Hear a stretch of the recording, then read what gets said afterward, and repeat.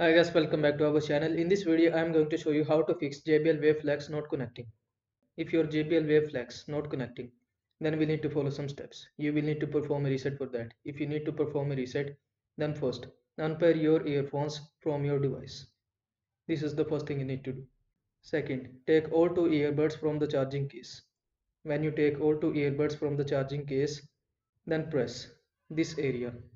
This is the multifunction touch area. You will need to press and hold these areas of your two earbuds. You will need to tap two times, and in the third time when you tap, simply press and hold the multifunction area of your two earbuds about 10 to 15 seconds. So first unpair your earbuds from your device. Then you will need to take all two earbuds from the charging case. Then tap three times in the multifunction area of your earbuds.